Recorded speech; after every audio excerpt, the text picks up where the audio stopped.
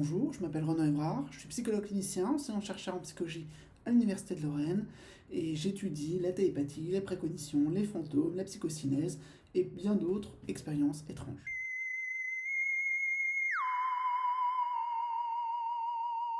Aujourd'hui, je vais vous parler de mon nouveau livre, Phénomène inexpliqué, qui sort en librairie le 15 mars chez Humaine Science dans la collection Débat. Il s'agit de mon 11e livre en l'espace de 10 ans, je suis un peu surpris moi-même. Et dans celui-ci, je me livre assez personnellement, en fait, sur ma trajectoire de chercheur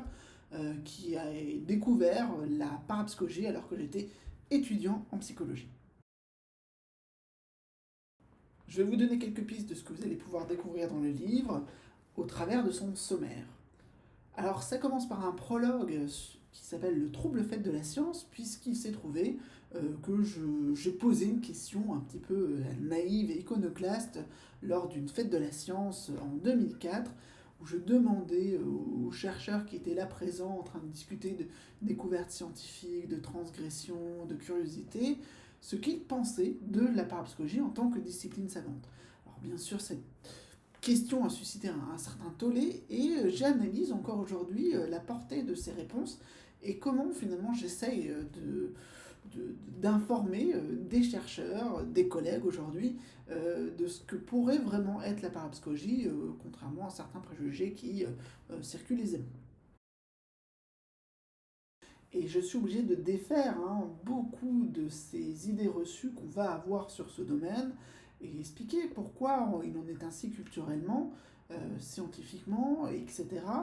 Et montrer certains paradoxes de l'état des avancées de recherche qui ne sont jamais relayées par les médias ou par les gens qui prétendent avoir voix au chapitre sur ce domaine.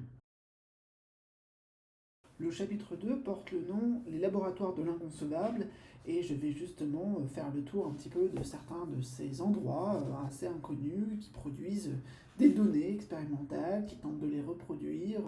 depuis des décennies maintenant. Et pour savoir voilà, où ils en sont, qui sont ces chercheurs, sont-ils vraiment des universitaires, où est-ce qu'on va trouver leurs publications, eh bien voilà, ça va être des choses qui permettent de rendre accessible une information difficilement prenable, trouvable habituellement. Pourquoi en sommes-nous là aujourd'hui? C'est une question que je travaille à travers l'histoire de la parapsychologie, et notamment en France, où elle a été à plusieurs reprises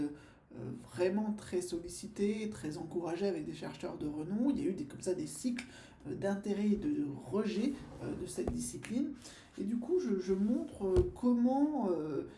tout ça s'est passé. Est-ce qu'on a vraiment un moment, un jugement, un verdict qui nous dit que la parapsychologie est une pseudo-science qui ne va jamais rien produire de bien? Et pourquoi finalement cette situation est très compliquée? Parce que cette histoire vient nous informer directement sur la difficulté qu'on aura à accéder aux informations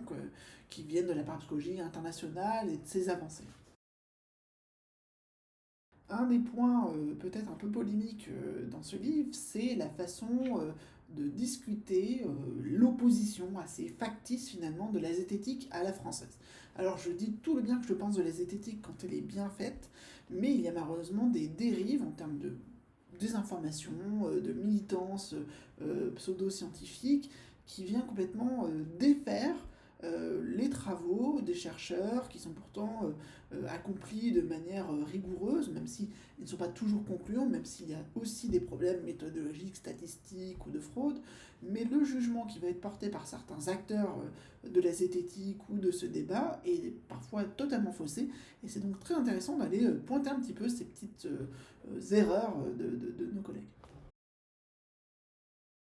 Je montre aussi dans ce chapitre quelques-unes des erreurs des parapsychologues et comment on doit se comporter pour étudier scientifiquement ces sujets sans prendre parti, en montrant ce qui se passe de bien, en montrant aussi ce qui se passe mal, et avec une critique qui ne vise pas à détruire des personnes, mais à améliorer des paradigmes de recherche qui vont progresser au fur et à mesure du temps. Je montre dans le chapitre La parapsychologie au pays des Lumières des exemples comme ça de ces petites avancées dans le cadre d'associations, de fondations, de chercheurs amateurs qui peuvent réussir parfois à produire des données qui vont être intéressantes sur le plan même de la science au niveau international, de la communauté. Et du coup, voilà, des exemples qui vont porter sur les expériences exceptionnelles et la façon de les appréhender, notamment sur un plan des sciences humaines, de l'approche clinique en psychologie, mais aussi les dérives qu'on peut trouver de ce côté-là dans une récupération transpersonnelle ou New Age de ces mêmes sujets, dans une visée spiritualisante et presque idéologique. La question de l'existence d'une parapsychologie universitaire, puisque c'est une réalité dans beaucoup de pays, mais pas en France. Et pour le coup, j'essaye de comprendre ce qui a pu se jouer et ce qui peut surtout se faire en fait de bien quand on regarde la parapsychologie sous son meilleur visage, sous les facettes des chercheurs qui sont recrutés sur des postes pour vraiment travailler ces questions en mobilisant les meilleures ressources que le savoir scientifique et les disciplines de psychologie, de physique, de biologie nous apportent, mais également d'anthropologie, de philosophie, d'histoire. Il y a vraiment beaucoup de choses qui se font, dont j'essaye voilà, un petit peu de ramener des pièces qui, moi, m'ont moins intéressé.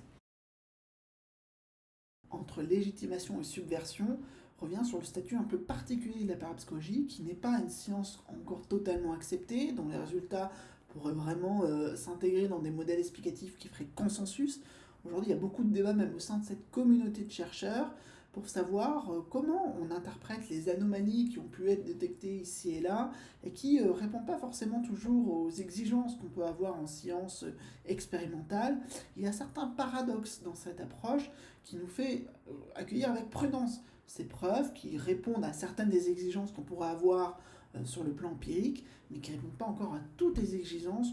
actuelles et à venir pour nous convaincre vraiment de l'existence de ces phénomènes. Mais malgré tout, ce qui me semble assez intéressant, c'est la légitimité de ces études qui sont à entreprendre plutôt que le fait de les mettre sous le tapis et de les traiter avec une forme d'indifférence qui, elle, n'est pas justifiée. Cet ouvrage de vulgarisation se termine avec près de 40 pages de références bibliographiques. Ça permettra vraiment à un lecteur français qui n'a pas eu le temps de consulter toutes les sources, d'avoir les bases, de savoir où chercher pour vérifier tout ce que je raconte et mettre en cause tout ce que je raconte. Et je vous souhaite vraiment de pouvoir élever votre niveau de connaissance dans ce domaine un peu compliqué, un peu nouveau, souvent mal traité dans les circuits d'information, et sur lequel il y a quand même des choses intéressantes à aller voir.